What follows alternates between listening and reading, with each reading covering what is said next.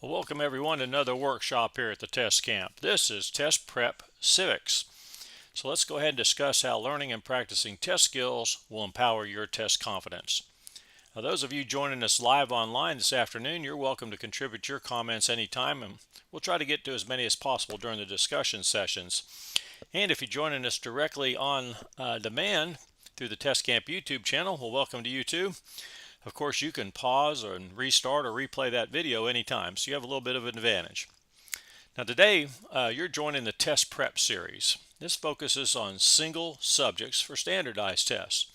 We also have a Test Skills series that combines subjects to help you become a better all-around test taker. And if you want to learn more about teaching, go over to the Future Educators training site. That provides an opportunity at no cost to you or your school to learn more about that career in teaching. Now you get admission to all three of these areas just with your one pass. Now the motto here at the test camp is prepare, practice, perform. You're beginning to prepare here today in this workshop. Practice the testing skills while learning the content at our training sites, then expect to perform with test confidence. Let's go ahead and get started. To prepare at the test camp is to gain knowledge about the test and gain knowledge about yourself. It's the first step in becoming a skilled test taker. We start by learning the test blueprint. That provides all the information you need to fully understand a test. Assessing your knowledge of the blueprint is the first indicator of how well you can perform on a test. This can also be a good first step to creating what we call my study plan. That's just simply a schedule that includes reviewing and studying test content. This plan will guide you through the testing skills training designed specifically for the test that you want to take. More on that later in the workshop. The first step, however, is to identify the types of civics questions you can expect to encounter on your test. Get ready for this. Not the question format, because we know all the questions are multiple choice on these standardized tests. You're going to identify the civics competencies, just like they do in college. These are what they use to build the test questions, those test writers. In civics, there are 5 main competencies. Here's the first one. See if we can figure out what this is. All right, what are you thinking over here? Well, this is the principles of civics. It's a way to identify test questions based on the civics principles. How you do that? You think about the main ideas. These ideas were new when people's lives were run by powerful rulers. You might ask, as the people did when they formed this country, what then is the purpose of having a government? So there you have the 2 main ideas, or the principles of civics.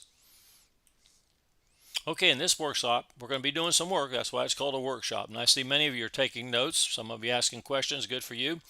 So on that paper, number from 1 to 4. Just straight down. 1, 2, 3, and 4. There you go. And when I see everybody's ready, we'll go ahead and get started. We're going to look at some sample questions, and then you're going to write down 1, 2, 3, or 4. Here's how it goes. Okay, principles question number 1. Get in the habit. We always start down here by scanning at the answer set.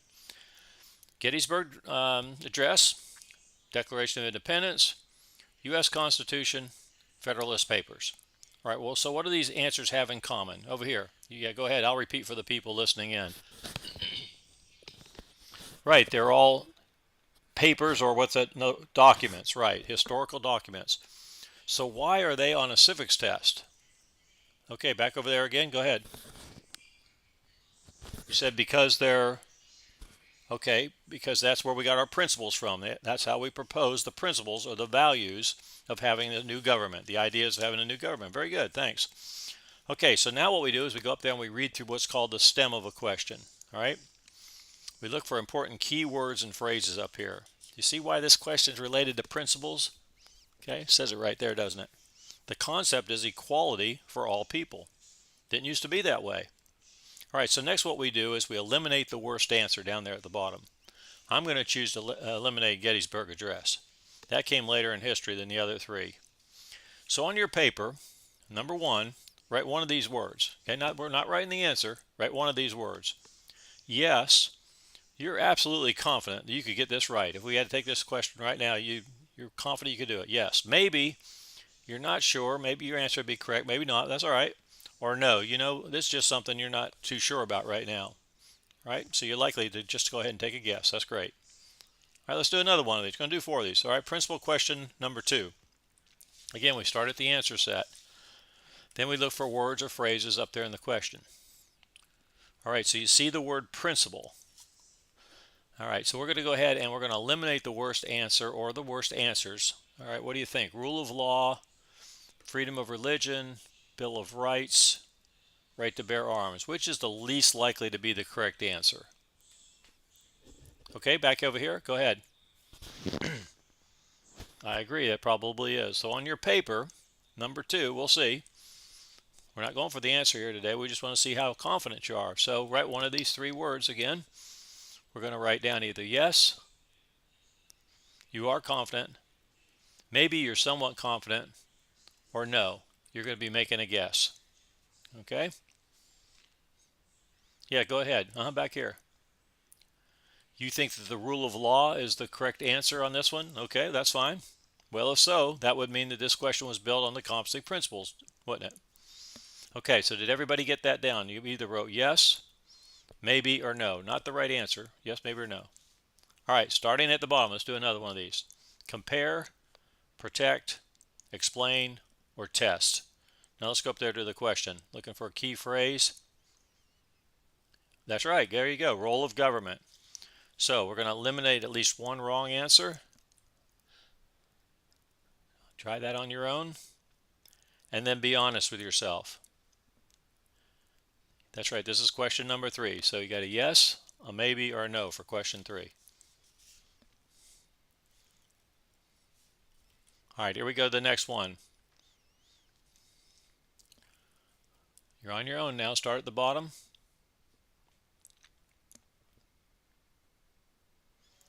All right, go up and read that top area up there.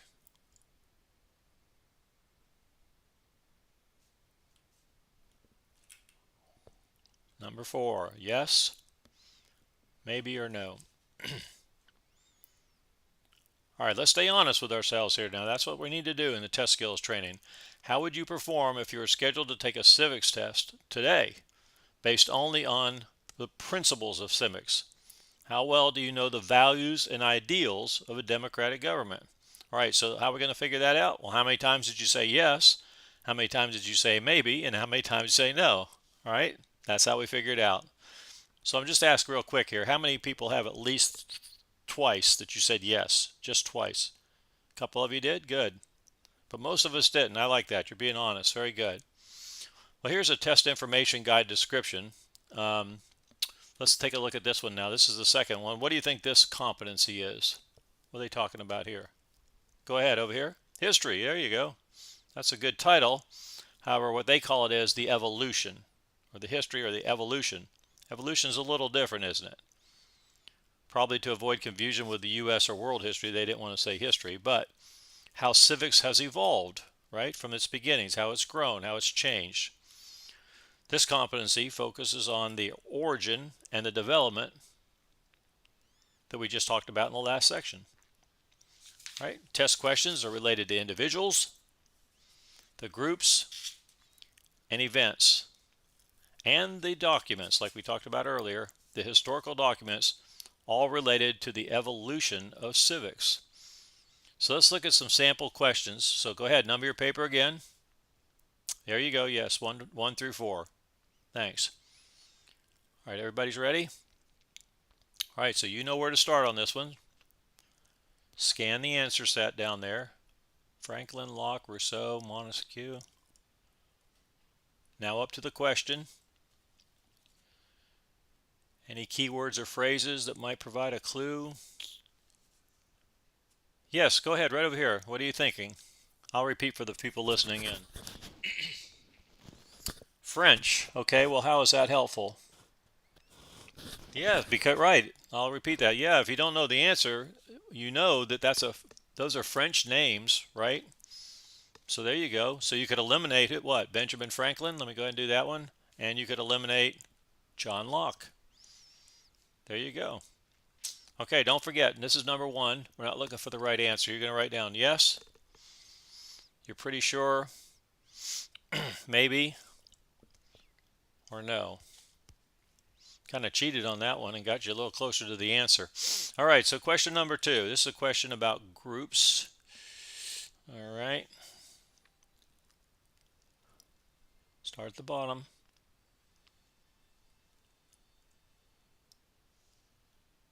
All right, how much confidence would you have in your answer? We're moving on to number 3. Nope, we got to move on. Number 3, shot heard around the world. Down there at the bottom, Boston Massacre, Battle of Gettysburg, Boston Tea Party. Now up to the question.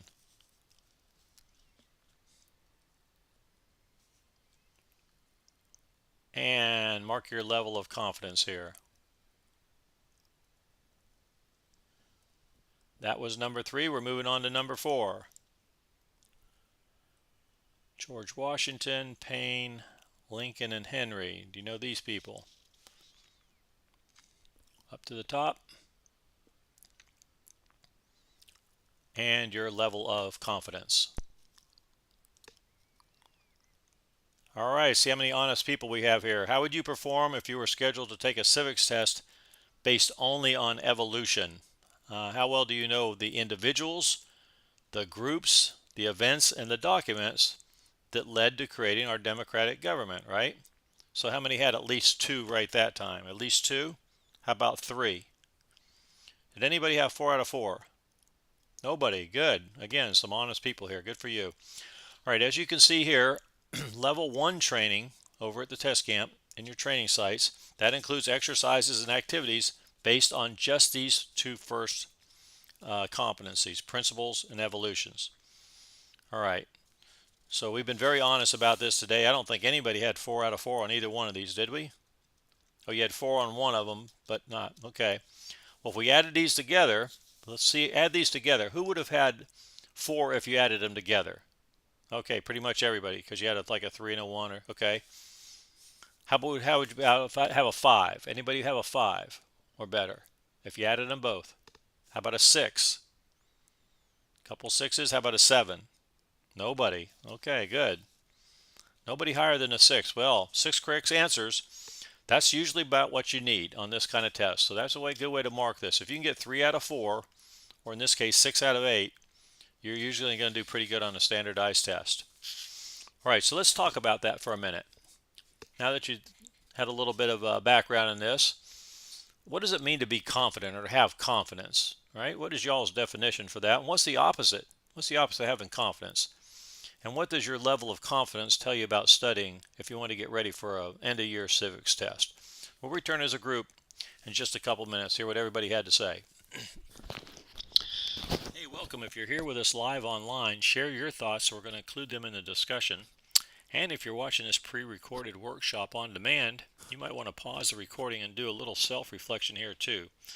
How confident are you in your knowledge of these first 2 civics competencies? And how do you plan on raising your level of confidence? All right, start the video when you're ready to rejoin the workshop.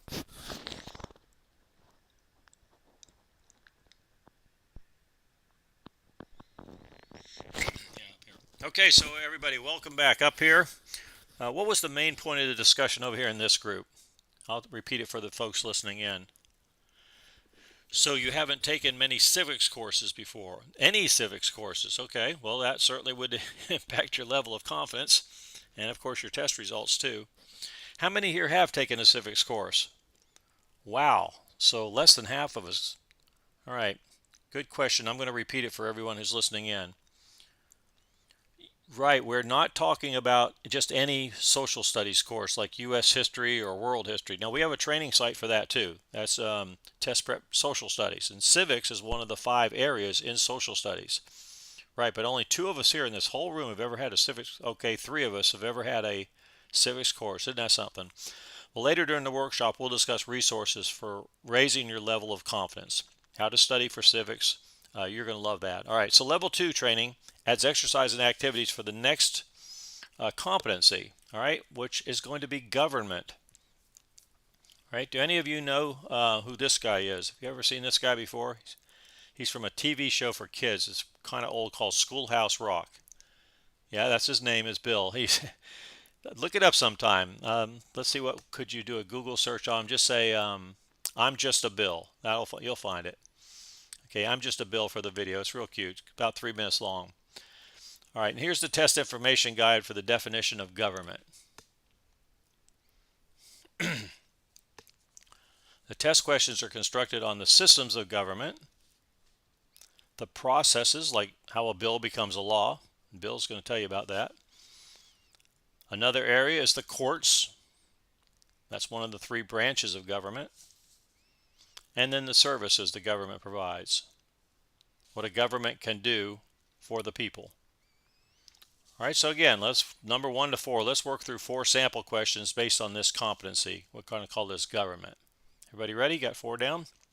All right, here's the first one starting at the answer set. Communism, socialism, autocracy, and capitalism. I wonder what they're going to ask. Let's look up at the top.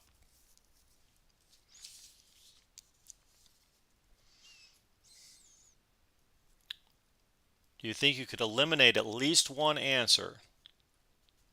Okay, well, I don't want to know what it is. I'm just curious if you could or not. All right, that would increase, wouldn't it? That would increase your level of confidence. So number 1, yes, you're almost positive you know the answer. Maybe you know the answer, or no, this is kind of new content for you. Move on to question number 2.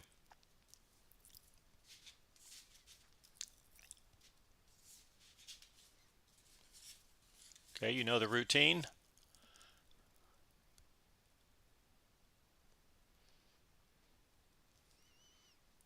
That moves us on to question number 3.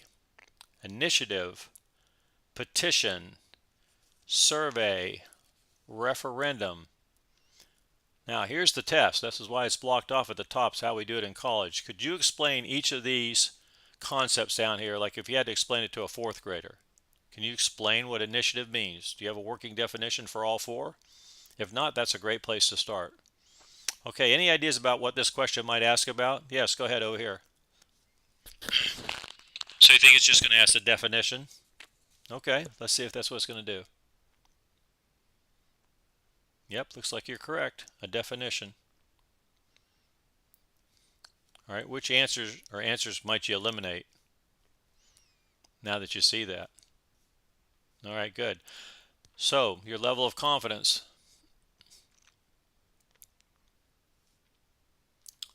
All right, here's another government example, starting down there at the bottom.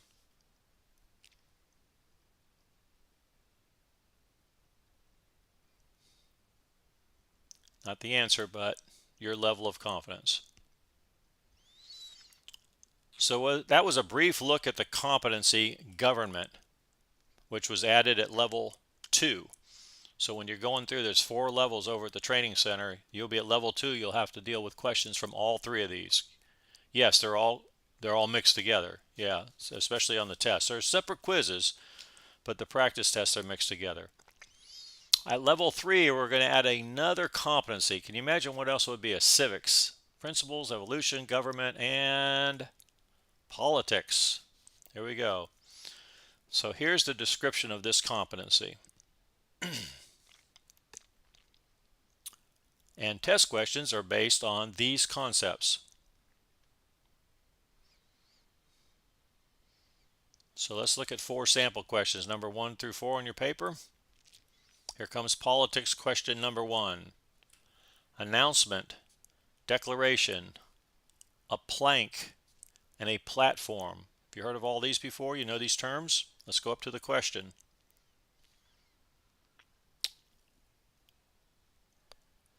Okay, now which answers maybe that you can delete? Is there any you can eliminate? Okay.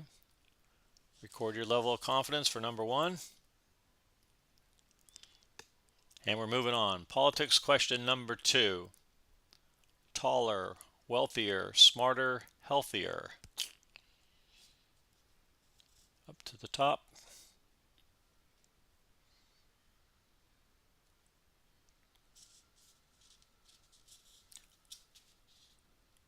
Politics question number 3. Ooh, I see 2 down here say closed, 2 say open. That's going to help us eliminate something, I'll bet. Up to the question.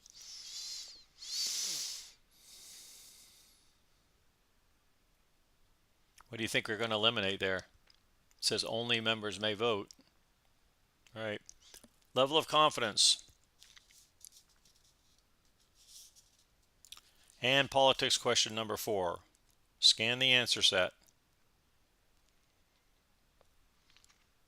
All right, your time to talk. At your tables, talk this over with your neighbors. It's your turn to write the question. There's the answers. What do you think the question might be? All right, you have the answers. Just remember, it's a politics question. We'll return as a group after you compare your ideas. All right, if you're here with us live online, share your thoughts. We're going to include them right up here on the discussion boards. And if you're watching this pre-recorded workshop on demand, this is a good time to pause the recording and give this a try. What would be a test question related to politics and these possible answers? All right, so start the video when you're ready and rejoin the workshop.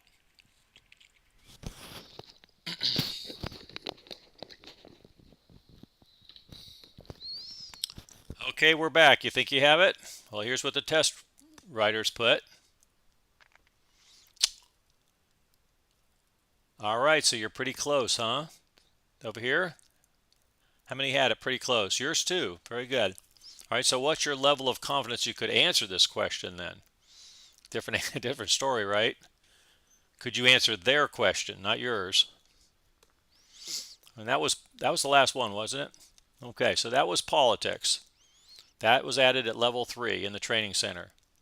All right, what do you think might be the last competency we're going to add? Principles, evolution, government, politics. What haven't we added?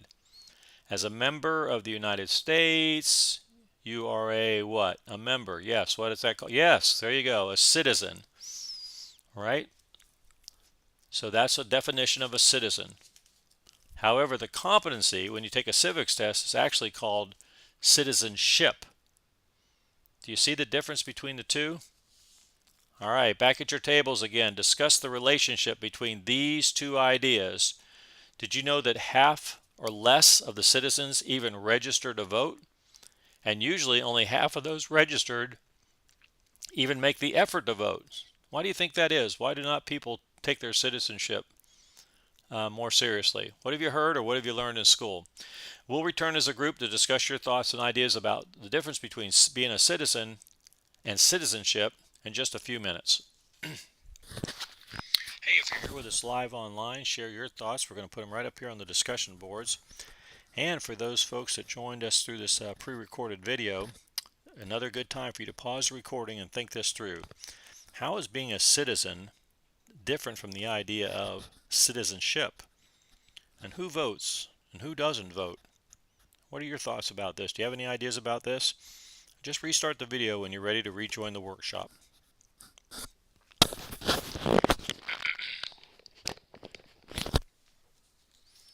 All right, well, welcome back up here. Somebody please summarize the main discussion points that you had at your table. I remember you said you would be ready. I'll repeat them for the folks who are listening on the recording. Okay, go ahead and start. All right, so you're saying citizenship is not respected by everyone. And did you say why not? Because a person is just given their rights, they don't have to be earned. Did I say that correctly? Okay, and that's what your table was talking about, same thing? All right, so if something has to be earned, then they have more respect for that. Okay. So level 4 training includes citizenship.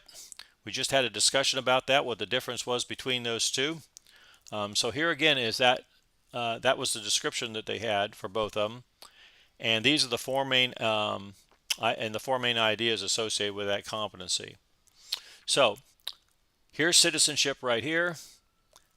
Here are the types, the processes, the rights, and the responsibilities. Okay? So let's talk about those. The processes of citizenship. What do you think that might mean? Yeah, how? How to become a citizen. Maybe you're from another country. Right, that sounds logical. Pretty much all of us are from another country. Our fathers, great-grandfathers, they were all from somewhere. Okay? How about the rights of citizenship? Pretty clear? And then the responsibilities. Okay, so you're going to get these different kinds of questions here. Here's the first one.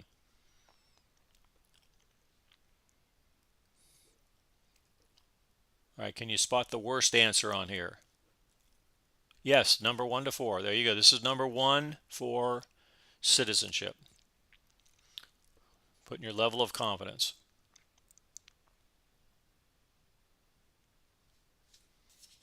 All right, citizenship question number 2. That's processes, isn't it? That would be a process to become a citizen. Number 2. Oh, so this is the type of citizenship, isn't it? Civilianization. Anybody know what this means? Yeah, don't be in a big hurry here. We got time. So civilianization. Anyone know what that means here? I'll repeat what it is. If somebody gets it, I'll repeat it for those listening in. How did you know that? Yeah, for those of you listening in, it says this is when a civilian takes over, like for a policeman, for somebody who's a sworn officer. Could be the military too, couldn't it? All right, so that's one you're likely to eliminate on here. Civilianization. That's kind of a new term to me. Naturalization, citizenship, alienation. I don't think that would be it. All right, so what do you notice about this set of answers? Over here. Citizenship's the only answer that doesn't end in A-T-I-O-N. Well, okay, so maybe that helps you on the test. Let's look up at the top. So we were right, it's not citizenship. So record your level of confidence. It's probably either naturalization or alienation, right? All right, see that works? You got to work these questions. You don't just try and fish and guess. You work through the questions, starting down there at the bottom. Question 3.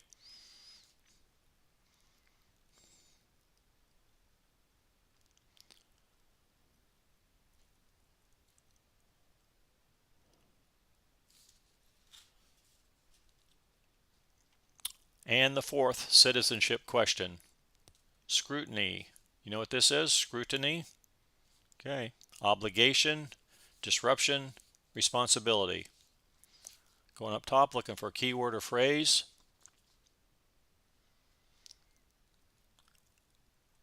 And then record your level of confidence. And that was question 4. Is that right? So how many have a high level of confidence? At least 2 or more of the citizenship questions. How many had 2 or more? Good. You recorded yes at least 2 times. How about 3 times? All right. How about all 4? Nobody had all 4. Good. That is so smart that you're being that honest with yourself, because that's what it's all about. That way you'll know where you need to go review or study if you had to take this for a standardized test. Okay, that's called self-reflection. Good job. All right, so here again are the 5 competencies that are used by professional test writers to construct civics tests. We just went through 20 questions, didn't we? Because we did 4 in each competency. To help you score higher in each area, quizzes over at the training center are based on the competencies. And quizzes provide a way for you to determine where you might need to review or study. You get that right. So if you do real well in one area, that might be an area you don't need to study as much. There's even a combined quiz down there at the bottom. It's like a mini test. This exercise gets you ready for the practice tests that are over there at the training site. Yeah, go ahead with a question over here. Yes, you can expect that on most standardized tests, questions represent all the competencies mixed together. That's right. However, there might be tests built mostly just on one competency, like, the U.S. citizenship test. However, has anybody seen this, the U.S. citizenship test? No one has? Actually, it's a lot of government questions. It's not citizenship questions as much as it is government questions. And that brings us to the subject of grades. So what would you say would be a reasonable goal on a standardized test? What do you think is a reasonable, what we call a percent to pass? Well, here at the test camp, what's required is 80%. And believe it or not, that's higher than probably what you're going to see on a pass-fail standardized test. So 80%, 4 out of 5, right? So we had 50 questions on a test. You need 80%. Can somebody do that math? 5 times 8, right? So you'd need 40 out of 50. Today you had, 25. So you would have been 20 out of 25 would have passed with us. But probably 15, 16, 17 might be even passed on a standardized test. So that gives you a little check your temperature sort of thing. But make sure you can ask your teacher, your advisor, or maybe there's a test information guide. Make sure you get the percent to pass so you know what score you need to make on the standardized test. You will want to perform your best. However, you're not required to make a perfect score. Don't let that bother you. Just do your best. You go find the answers that you can answer correctly. But I will say this, you're going to talk about this at your tables.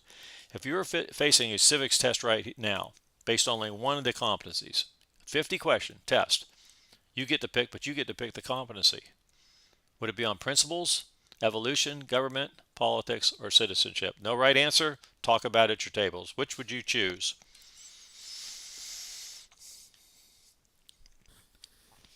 All right, if you're here live online, share your thoughts. We'll include them up there in the discussion.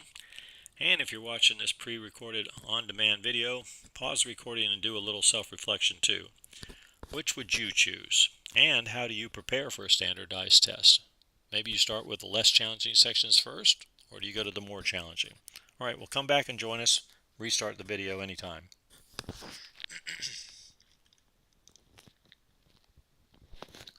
Up here, okay, here we go. We are back. We had some interesting discussion about strategies. We were kind of all over the board on this, weren't we? How to review and study for a standardized test. I think I can summarize for the people listening in that we didn't come up with any right way to study or get ready. However, everyone agrees that we do need to do that. There needs to be some review or study before pretty much every test we ever take. So let's talk about that for just a couple minutes as we wrap up here. How do you prepare for a test? Well, you've prepared first by joining this workshop, so good for you about that. You gain some knowledge about what to expect on a civics test. Another way to prepare is to select the tools you might need or the resources we're going to talk about in just a minute. That's what helps guarantee your success. And you're going to see this sign along the way when you're over there in the training. There's going to be encouraging messages posted by those that have gone before you. And in this case, they're messages to avoid spending time and money on expensive resources that you just don't need. You might get contacted by commercial webinars. That's a good example. Avoid paying any fee for test information or strategies. These are all free. You can get them anywhere. You don't need to pay somebody on a webinar. You don't need an expensive tutor for this or a tutoring company. Save that for the more challenging tests. Overpriced study guides are everywhere too, and they're also sold for profit just like those webinars and tutors. So be cautious of that.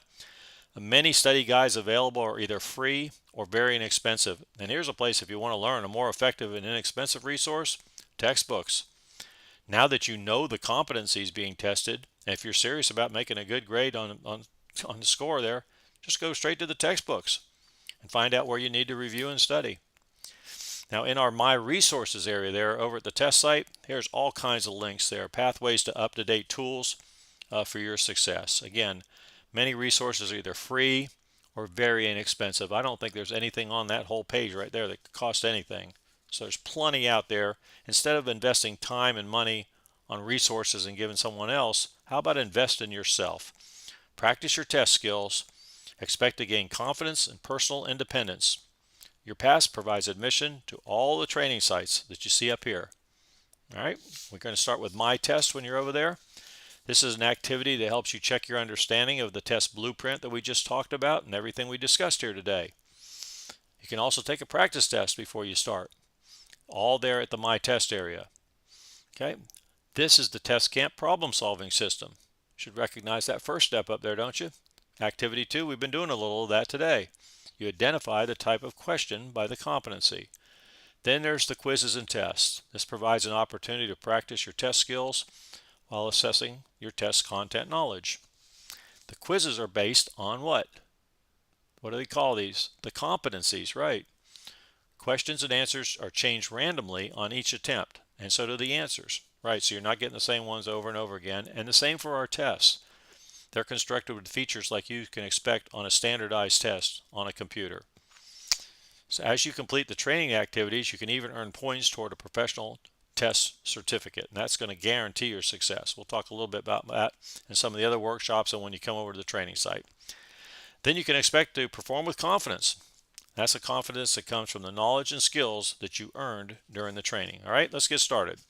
There's no better time than now to empower your test confidence.